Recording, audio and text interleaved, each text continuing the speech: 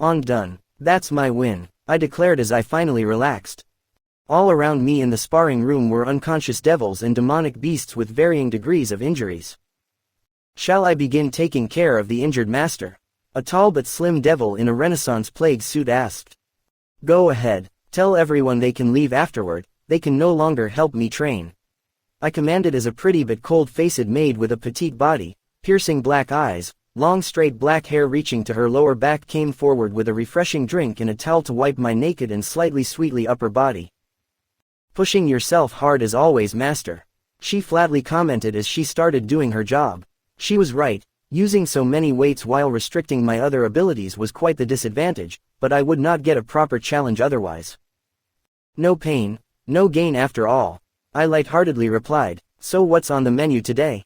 There's the Inferno boar stew you like, with fresh bread and juice from mana-rich apples. She smoothly answered as I put on my shirt and started walking towards the stairs. Sounds great, I'll take a shower before heading out. Also notify the rest of the girls about our guests leaving tomorrow. I informed her, to which she wordlessly nodded to. One quick shower later and changing into my hunting gear, I thought back to how much I've done over my first year in DxD. The first thing I did was acquire anything I could from the battlefield and woke up in, finding clothes, boots, gloves, capes, a piece of jewelry or two, some intact spears and bows, and whatever I managed to take from the beast corpses. It took a few hours and trips to get everything I could. After that I began training myself relentlessly. It felt like I was back to being a teenager in my old world again, trying to reach the peak. The training itself was divided into 4 parts and the practical, physical, Longinus, demonic power, bloodline power and then practicals at the end of the week. The physical training itself was the easiest one due to my prior experience in the field, even if the upper limits were raised dramatically. The general goal was twofold: bring my physique up to the level of high class and ingrain my skills into my body. To accomplish this I trained to the point of near exhaustion continuously as I abused the gym at my disposal, finding out that it was incredibly difficult to properly build muscles on a young devil body, but I was seeing some good results already as the exercises helped me gain muscle mass and definition already. I wasn't going to look Sarawag anytime soon, but I can say I can take on multiple mid-class opponents with just my body and high-class ones once I enhance myself using demonic power. I also use the CQC training floor liberally before and after each workout. I wanted to be able to fight at my peak and most exhausted, and I am not ashamed to admit those sparring golems put me down a lot. Those things have a few settings from beginner, novice, intermediate, expert, master and grandmaster. I have just properly reached expert in every one of them for both pure skill and all out, meaning with demonic powers allowed. These training golems are brutal, efficient, very well programmed, capable of using an impressive number of martial arts, combat styles and even seemingly imitating those more brutish instinctive fighters. I've learned a lot fighting them and have been developing my anti-humanoid combat skills very well as a result. Next was the Longinus training. This my most powerful card at the moment. I made sure to train it religiously in its standard form and balance breaker. The training I could do in the HAH for Alpheka Tyrant was admittedly limited due to the majority of its powers requiring intelligent targets to effect, this necessitating me to take some dramatic actions. This was after I managed to learn how to control my balance breaker properly, however, which took 2 months of training to achieve, all because I couldn't go to the human world and would need to practice on devils. I wanted to make the transformation to be as smooth and secretive as possible, forcing me to learn how to perfectly control the excess energy entering balance breaker exuded by constantly activating and deactivating it. After achieving my goals for my Longinus, I went out to look for suitable test subjects. I wasn't going to either lobotomize or accidentally kill an innocent devil just for my training, but luckily I found some devils I could only assume were bandits going by the living arrangements and clothing. It didn't take long to subdue them all because of my high-class strength and only their leader barely qualifying to be mid-class. And good thing I tested things out on these guys first because I ended up kill the first 5 the moment I touched them simply because they couldn't handle the holy energy my sacred gear contained. 3 severely injured bandits later, however, I managed to control the holy attribute enough to not harm them, but I ended up overpowering their minds and turning them completely into puppets. I only succeeded into properly brainwashing my targets after another 13 attempts, leaving me with only 4 bandits including the leader. I learned some information about the current state of things my information package didn't cover, got their stash of stolen goods and money, a few neat pouches to store everything they had stolen and a few story books they had kept. Afterwards I ordered the brainwashed remnants to drop the bodies of their comrades in different areas with carnivorous beasts before killing themselves in their own.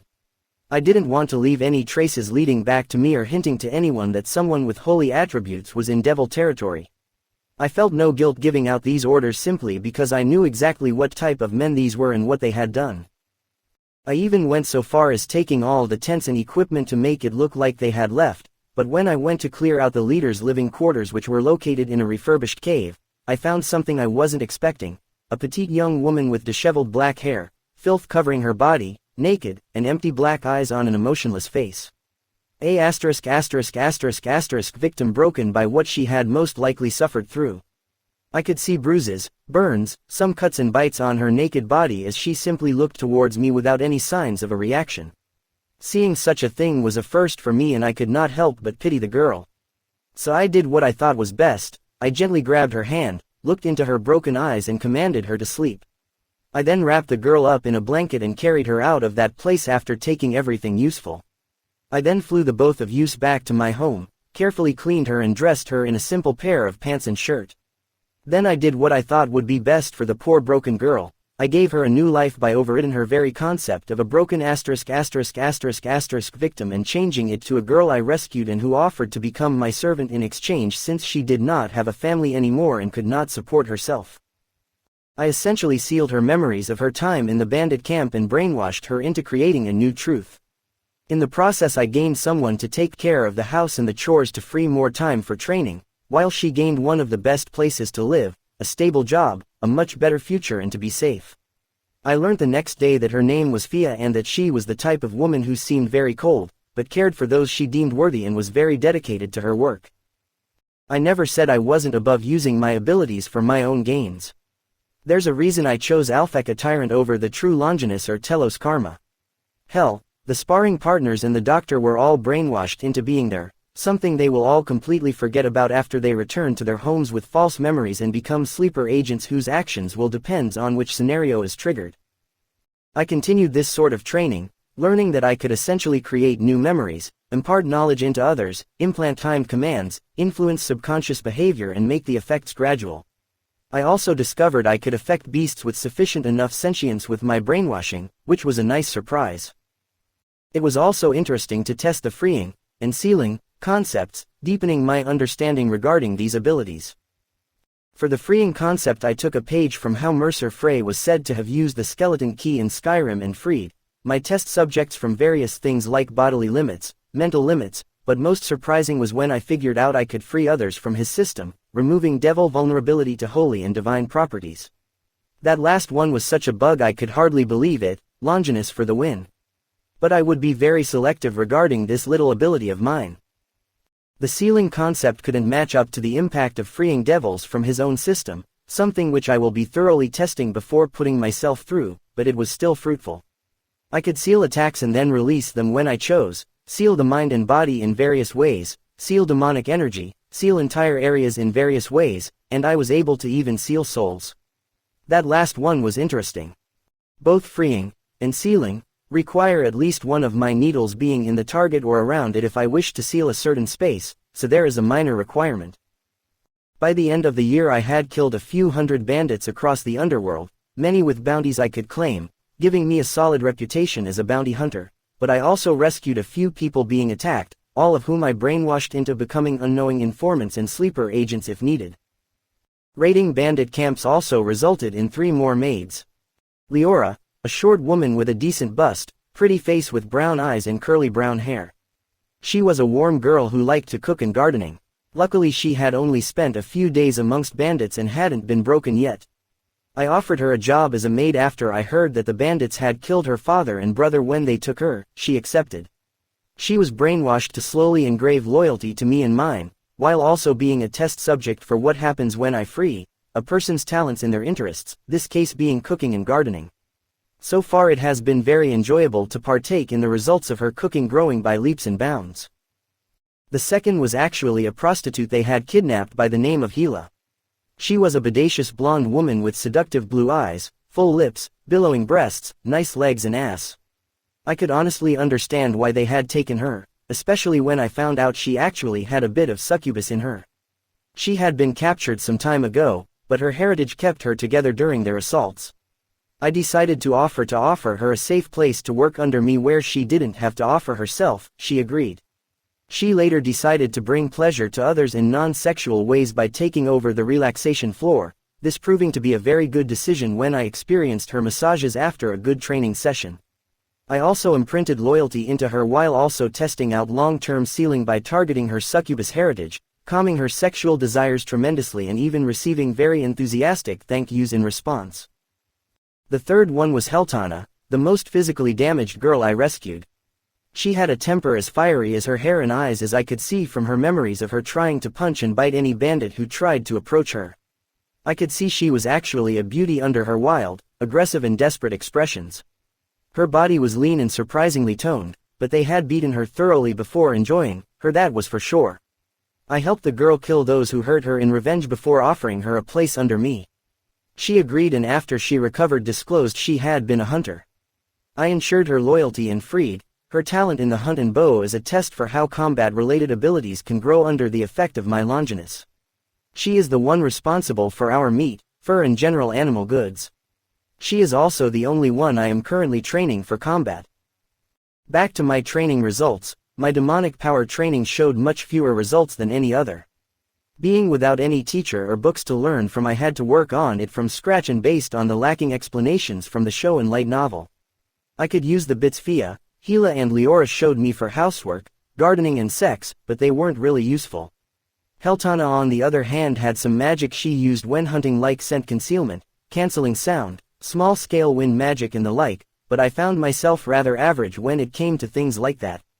The only part one have truly seen progressing rapidly in regarding demonic power is with spells regarding my body, like strengthening or agility boosting, alongside the sex magic Gila taught me.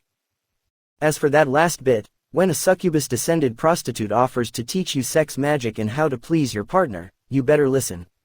Plus I'm a healthy young man, I feel no shame having some fun with my sexy and very willing servant from time to time, especially since I'm not in any type of relationship. Plus my brainwashing only affected loyalty, not obedience. But going back on track, I came to believe I might hold rather average talents towards elemental magic in general, while my perk for talent pertaining the mind, body and soul shone brightest after my affinity with space. This made me prioritize find demonic power applications and spells in those areas at a later date, but for now I focused my training on what could boost my fighting capabilities effectively over putting too much effort in fields which I could study at my leisure after the Civil War. And finally, my training regarding my bloodline ability. I would argue that it has seen the most development over the last year compared to the others. This is mostly because it and my demonic powers were the only things really starting from zero. I knew how to effectively train my body already and had martial skills and combat experience from my previous life. Meanwhile Alpheka Tyrant came with its abilities already available to me, leaving only mastering it. I was able to quickly master basic level abilities such as expanding space and shortening it, as well as improving the range of my spatial awareness and perception to 500 meters and 750 meters. It was growing steadily the more I used my space.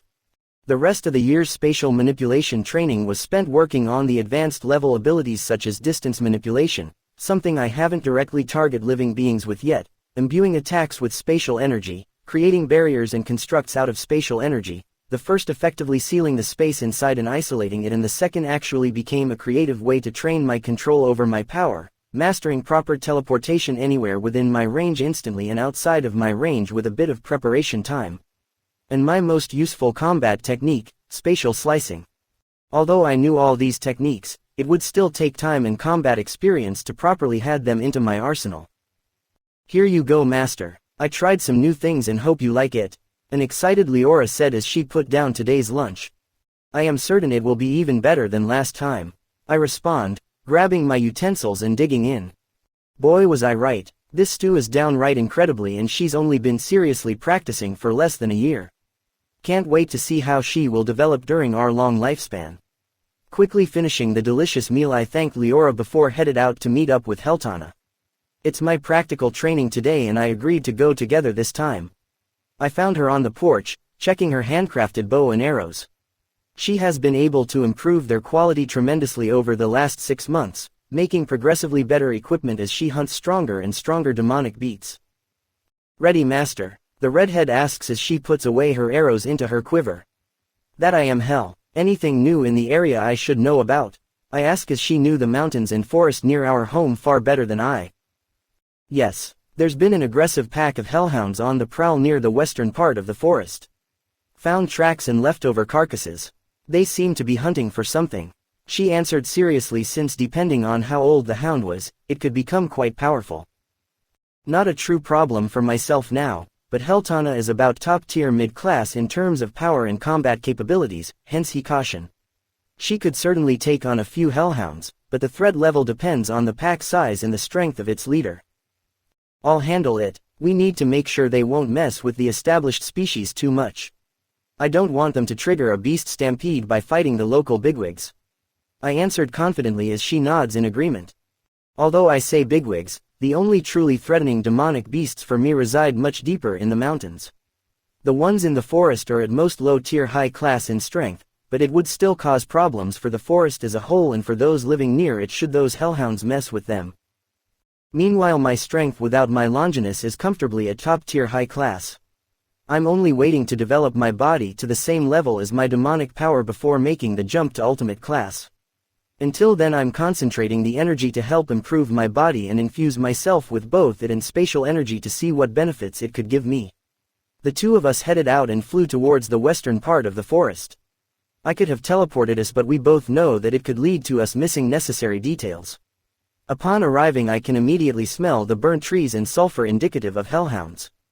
We found a spot filled with burnt grass and some smoldering remains, meaning they had rested here, but there was a rather obvious trail to follow, making our investigation into this new pack straightforward at least. I would say about 20 to 23 pack members and the leader being quite big. I'd say 4.5 meters long and about relatively heavy. The spot he rested on almost melted. My estimate would be that it's a real alpha with low mid-high class strength master. Analyzed Heltana as she put on a serious face. 20 pack members is quite large. They would tear apart the natural balance if we leave them alone. I murmured to myself before deciding to eliminate them. Let's go. They either leave or die. Yes, master, she replied as we headed in the direction they went. It took some time to spot their location simply because they had went far. It would seem that they were either in a rush to get somewhere or chasing something. And judging the large smoke trail and the distant barks, I would say chasing. Let's go, I ordered as my translucent wings appears and I took off. Heltana was right behind me as we sped through the air.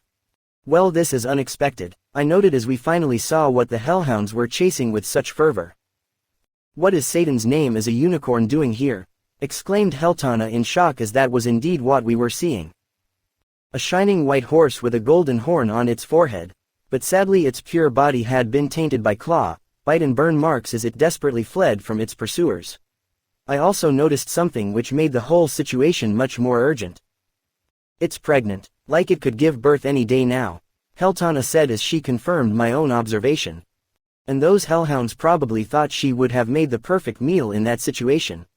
Might have even helped their leader evolve, I commented as I thought back to information I had gathered as a bounty hunter. The reason a bounty hunter would need such information is rather simple. Humanoids aren't the only thing bounty hunters hunt, it could very easily be a beast someone put out a bounty on. This necessitates bounty hunters to know a fair amount about beasts, and there are public libraries with information on the ecosystems which varies depending on which house's public library you visit. The information I gathered on the hellhounds is enough to know them in depth due to their presence in many parts of the underworld. Large wolf-like creatures ranging from 2 to 6 meters in length, completely covered in black fur besides the flowing veins of green sulfuric fire traversing their bodies. These demonic beasts are capable of tracking the marked souls of their prey and traverse tremendous distances to chase after them. They are capable of breathing intense flames and their claws are sometimes covered in acid. These hounds travel in packs, with the largest ever recorded at 143 pack members. Hellhounds grow into alphas of their species should they become acknowledged by various members who become part of its pack. Further evolution is possible should they encounter the proper stimuli. The most common evolution would be the Grim, which has the ability to attack souls, and lava hounds, wolf-like creatures made out of molten lava.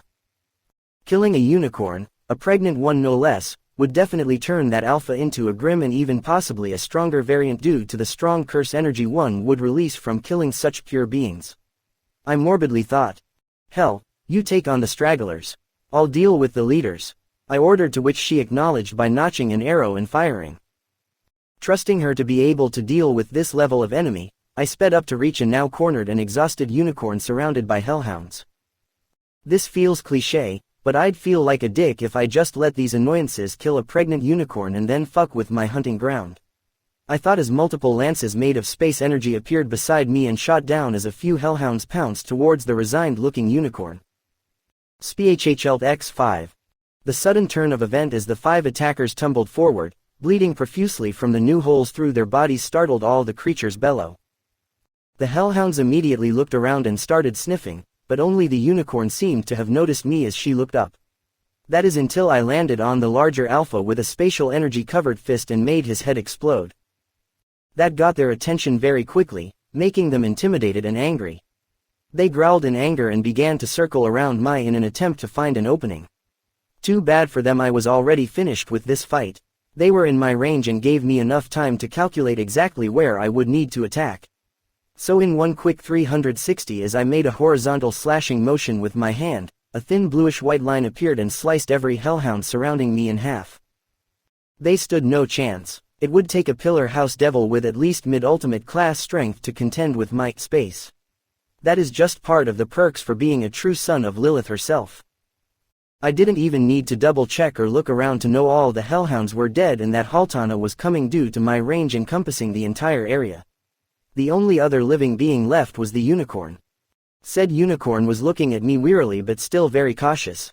I don't doubt it could sense that I was a devil, something unicorns don't particularly like.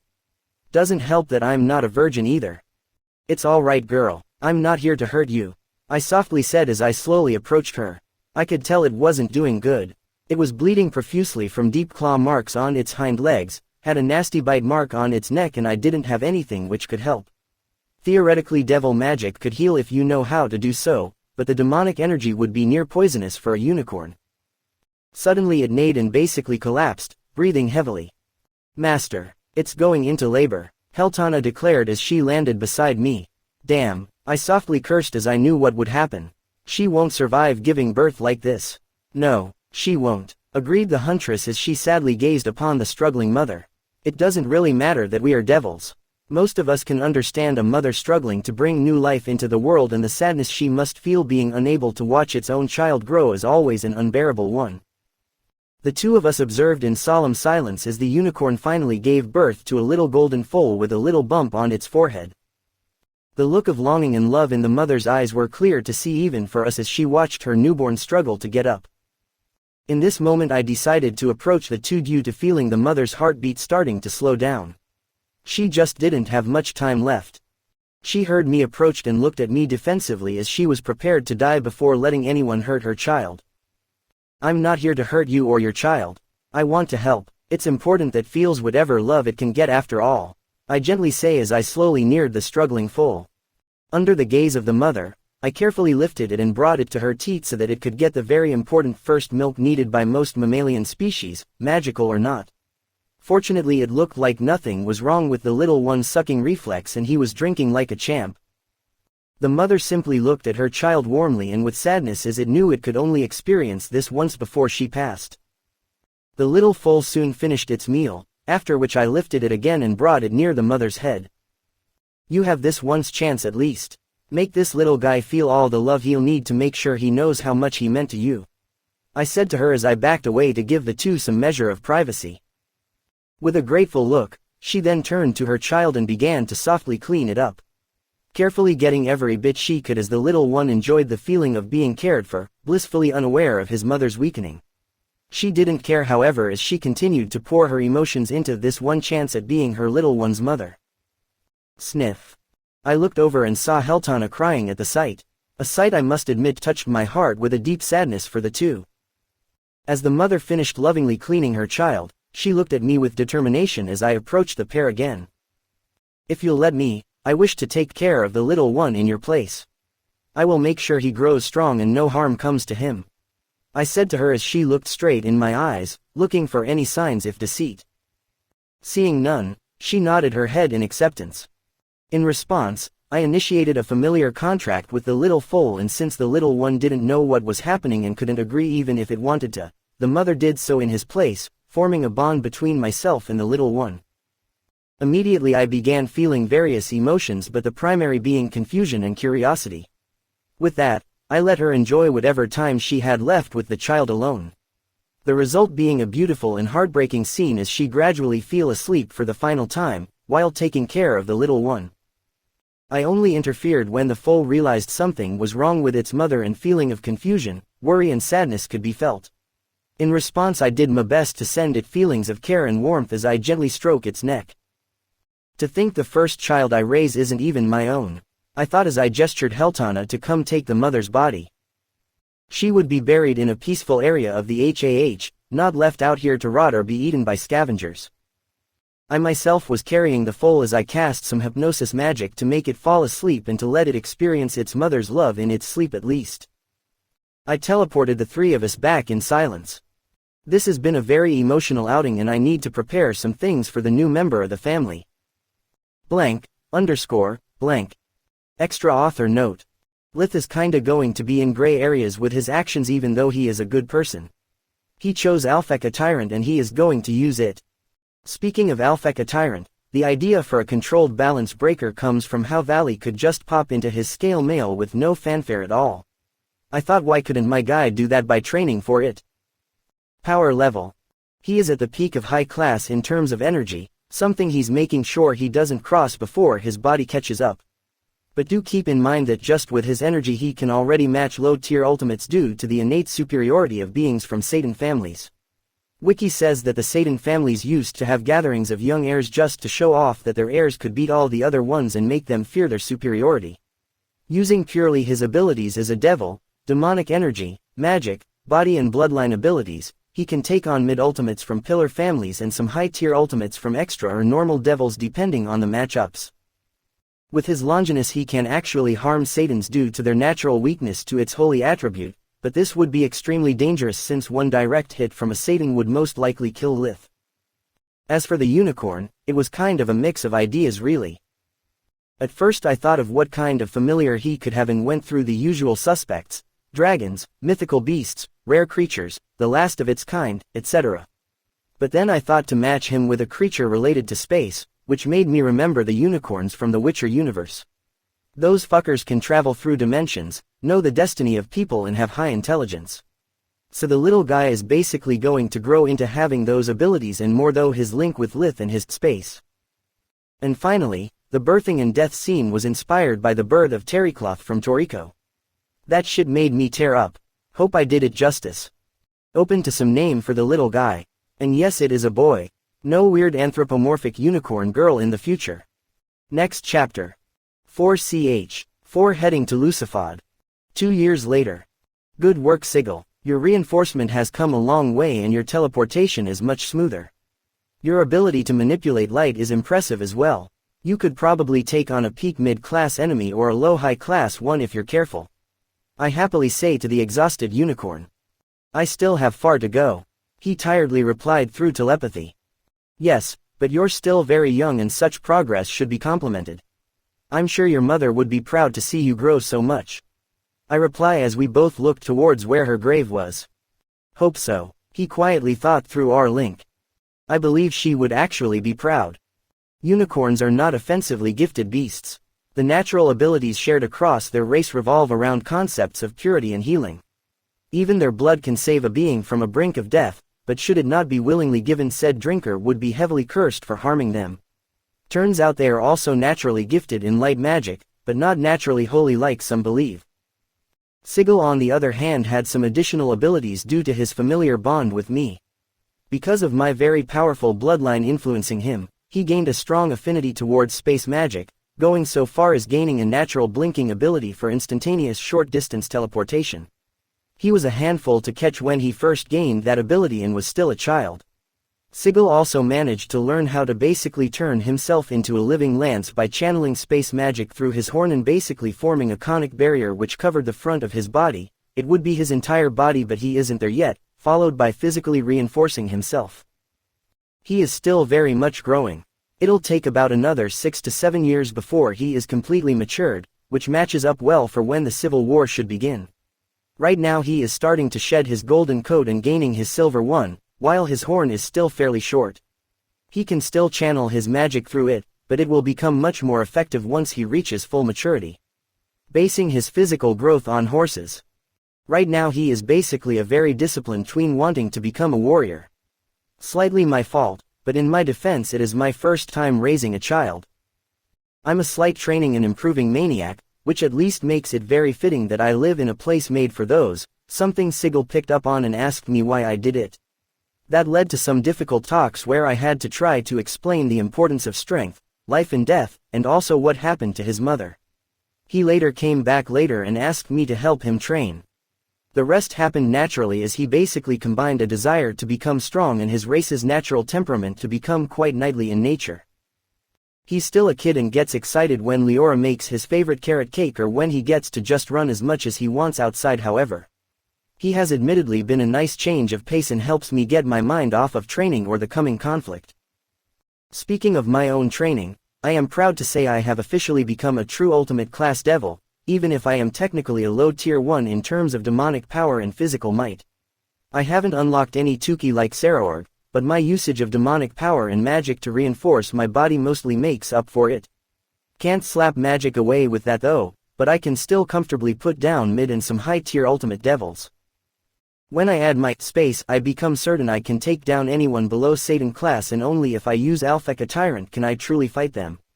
Although this is only against those who haven't transcended our race's limits and become super devils, I still believe that by going all out I should be able to match one of the current Satans, but probably not Graphia or Euclid. Every step in that class is more akin to crossing a mountain than a simple step after all, and one Satan class could be outmatched by another. It is also partially because my Longinus offers more supportive abilities, but if used creatively they can certainly help me take down my opponent. Then there's the fact that I know those strong enough can resist and defeat my space, making it useful for those at my own level or lower, but gets stuck as a support tool against those much stronger than me. As a result, I don't believe I can take on any of the future Satans at the moment. While Graphia was said to equal Seraphal and her brother was supposed to about match her before he basically became psychotic due to his internal conflicts from his yandere levels of love towards his sister and her betrayal of his beloved Lucifer family. I have been mastering very useful abilities related to my space though. I've learned how to manipulate other people teleporting, thank you Sigil, how to control momentum, began to contort physical objects without damaging them, and even began spatial telekinesis, which I have been inspired by Trafalgar Law during its development. My spatial perception and awareness have also grown, with my range jumping to 1 kilometer and 2 kilometers, while I began to be able to feel what is inside as well as the surface level of things. I can also sense what is outside of the HAH from within now, which I found rather useful. This isn't including the ability to properly teleport pretty much anywhere in the underworld, it's just not instantaneous like when I do it in my sensory range. Outside of my direct power level, my personal skills have grown well as I used my ability to free my own martial arts talent, allowing me to make more progress in the last 2 years than I would have made in 2 decades, officially reaching the master rank in all the training golems. It was honestly mind-blowing to personally experience my affinity towards the martial path improve so much as I gained inspiration or insight toward my goals from the oddest places like the horizon or swaying leaves. It made me realize that those prodigious talents truly lived different lives. Meanwhile I have been maturing physically to my relief, looking almost exactly like the 17-year-old Prince Soma I based my appearance off of, but taller as I stand at 6 feet 186 centimeters, and sporting some sculpted muscles all over my body. I even made my cold-faced Fia have a nosebleed once she spotted me still wet from a shower, my hair loose and only having a towel around my waist. Unfortunately I won't be able to fill out properly until I stop growing, but I certainly can't complain with what I had now. As for my lovely servants, they've been growing in different ways as well. Fia grew to be around 5 feet 7, 170 centimeters, maturing into a cold beauty with a slim body and wonderful legs. Her style seems to have settled onto a black and white maid's dress while having her black hair tied up into a bun, leaving 2 strands to frame her face. Beyond using her demonic powers for maid-related tasks or acting as my personal servant, I managed to convince her to train for combat by mentioning that it would make her a better maid, that I wouldn't want her to get hurt and so she wouldn't feel like a burden should an event similar to a bandit attack happens. It certainly lit a fire under her. As a result, we found out that she had an affinity for darkness and shadow magic, talents which I freed, to facilitate her training. She couldn't train like myself. Sigil and Heltana could do to her duties as my maid, but she has managed to reach mid-class in combat strength. Leora was the one who actually progressed the most overall. She hasn't grown in height, staying at 5 feet 152 centimeters, but her bust, hips and thighs have, reminding me of a thicker and taller Hestia from Danmachi. Hell, she even makes cookies and has turned out to be the gentlest of my servants. On a day-to-day basis, Leora keeps her curly brown hair in a ponytail, preferring to change between a beige shirt and brown pants when gardening to a homely green dress and apron when cooking or being indoors. I've also asked her to develop some combat abilities, which was a bit difficult due to her kind nature, but her past experience convinced her that it was for the best. It did help that her passions actually corresponded to her natural affinities, cooking into fire and gardening into nature.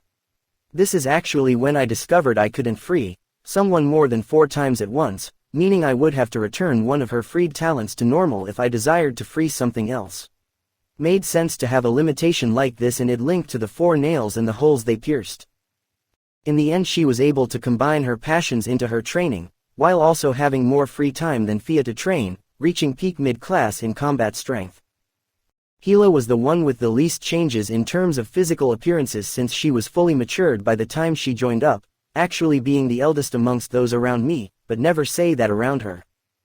Still a seductive blonde with the most alluring body among my servants, her hair was usually done in a long braid down her back and she usually wore a primarily white with blue maid outfit.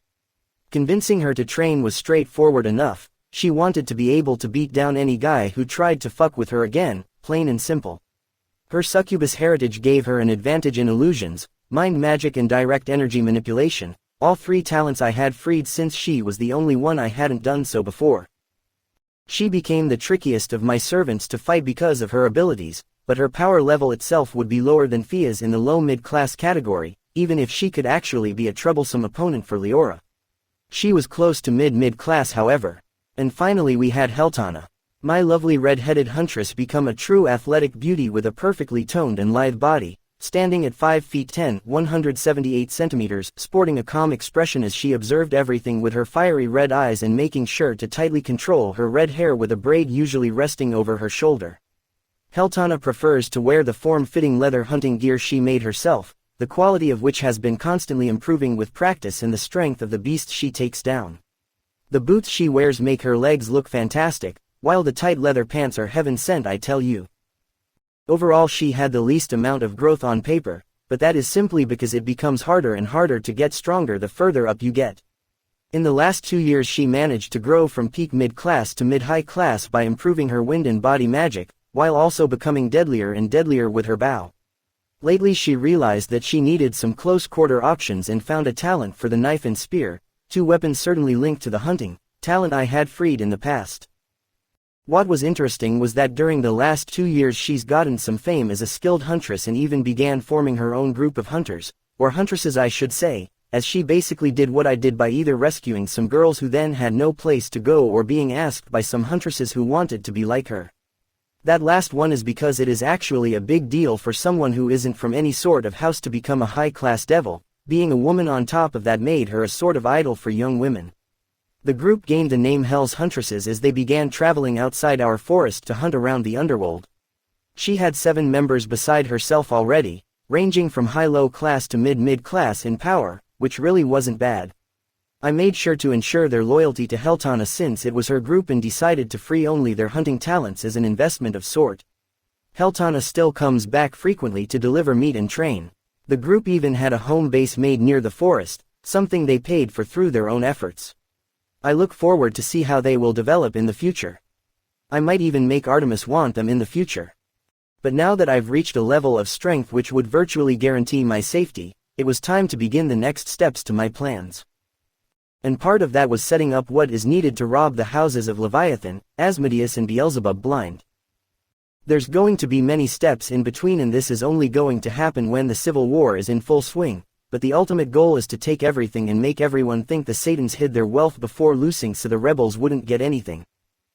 The second goal will take quite a while as well, since I need to travel around different territories and input some gradual and timed commands into people of all professions. I will need devils to populate my own territory later after all. One can't become a true power with any sort of foundation.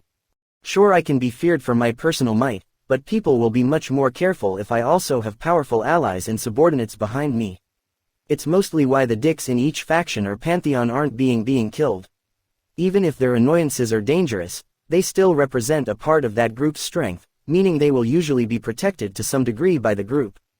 That's why gods like Loki, whose actual job, destiny, desire is to begin the literal end of the world or Asgard, aren't just killed. This is why I will build my own base using the knowledge and wealth of the Satans to push things along whilst poaching future members of my territory from those who would either die during the war or lose their safety from the house whose land they lived on because said house no longer exists or has been disbanded. Self-profiting, but still a good thing. Maybe done in a dickish way too, but it will actually give them a better future.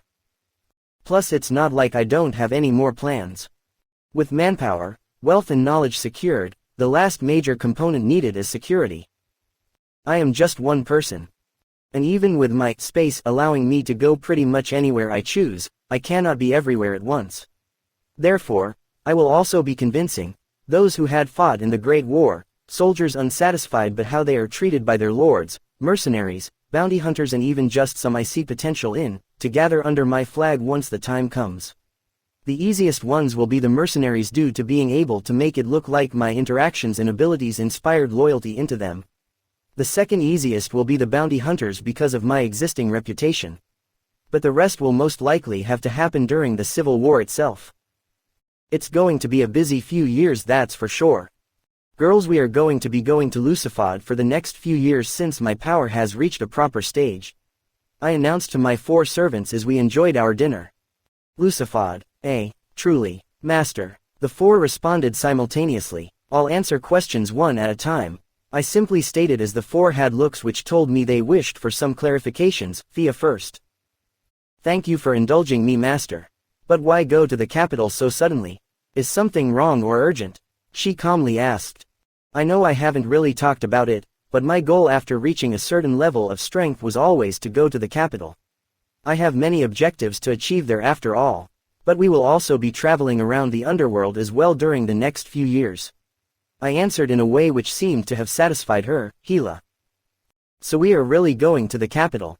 She excitedly asked as she stood up and leaned over the table, to which I nodded, yeah. Imagine all the shops they should have. All those places where even the Satans have their clothes or products made. I can't wait. Glad to see you're happy. I wryly said as I thought about the rather substantial amount of money I had made from robbing bandits and bounty hunting. Any question, Leora? Cute head shake. Nothing comes to mind, Master. But do you think we'll be able to go to different taverns and shops? I want to see if I can get any inspiration. She shyly asked as she poked her 2 indexes together. Sounds like it would be fun. I warmly responded, which made her light up. What about you, Hell? Would it be alright for me to continue hunting, Master? I doubt you will need me to supply any meat whilst in the capital. But I am ready to serve as you desire should you need me. She seriously answered. My only desire from you during our time at the capital is for you to continue growing stronger and gaining more allies. Hell. I feel some storms coming in the future and I want to be ready for it. I replied to my red-headed huntress. Your will be done, Master. Heltana said with the utmost discipline. Good. Now if that is everything, we will start our journey tomorrow. No need to pack since I will obviously be taking our home with us, but do change into some traveling clothes. I said as finished up my meal. Delicious as always, Leora. You're welcome, Master. The brunette happily replied. I then headed outside to talk to Sigil. So we're going somewhere new? The young unicorn asked curiously. Yeah, you won't be able to go out as much, but after some more training I think it would do you some good to travel and train yourself in the wild. You'll be able to come back anytime and contact me through the familiar contract, but this would help you grow. I told him seriously as he began to think about what that would entail. When would I be ready? He simply asked. I'd want you to reach at least high class in strength. After that you can go test yourself against other magical beasts. I straightforwardly answered. Alright, I won't disappoint you, Sigil replied with great determination. I know you won't, you're part of my family after all. I responded with a warm smile on my face as I stroked his budding mane. The kid began to act all embarrassed when I was doing so, which made me laugh a bit as he kept trying to act cool through it. A few more years and we'll take the underworld by storm, I thought as I could feel my desire to understand just how powerful I am on the battlefield. Blank, _ blank. Extra author note. The next chapter is going to be going through a few more years and hopefully I can start getting to the Civil War stuff soon cause I want Lith to interact with actual characters. But what do you guys feel about his general plan to gain power in monetary, intellectual and social ways? I think I covered most of the bases while he can gain connections to the pillar houses and the future Satans during the war itself. So getting ready beforehand feels like the right move. Regarding everyone's power levels. Lith. Low tier ultimate class but can take on peak ultimate class devils from Satan families. Fia. Mid class in strength, can take on extra house devils of the same rank due to her talents being freed. Needs more training and experience. Leora. Peak mid-class combat strength, can actually take on pillar house devils due to her already very high affinity with her elements. Needs more experience. Hela. Low mid-class strength, but can actually give Leora a very hard time due to her tricky fighting style and abilities. She lacks raw power however. Heltana. Mid-high class strength, can take on a pillar devil of the high class level due to her experience and skills. Lacking big moves. Sigil. High mid-class strength, but can take on peak mid-class and possibly low-high class due to the advantage his light element has on devils and demonic beasts. He is growing this fast because of the familiar bond and him being in his growth phase. Just as a heads up, high-class devils should actually be quite impressive in devil society in general. Even if DxD canon almost treated them like cannon fodder in general, many, if not most, pillar family devils don't actually go beyond it for their entire lives, much less ordinary devils who should be in low class, while some stronger ones under noble families or in military forces should be in the mid-class range. High-class devils should basically be the core soldiers for devil armies, while ultimates are basically trump cards capable of affecting the entire battlefield on their own. So when I saw things like Heltana being an idol to female devils for being ordinary, and still becoming this strong, it should be very possible. Gotta remember that ultimates should be able to match weaker gods and are very few in numbers while the majority of high-class devils are from noble houses. Felt the need to mention this when I remembered that Hades somehow mass-produced them using Lilith. That's also why, compared to some other fanfic MCs, Lith is technically growing slowly, if we are going chronologically. And finally, the gap between what I consider ultimate and Satan class is actually a very large one. Any Satan class can take on a group of ultimates, that's why Lith could only take one on in Balance Breaker. Next chapter. 5ch.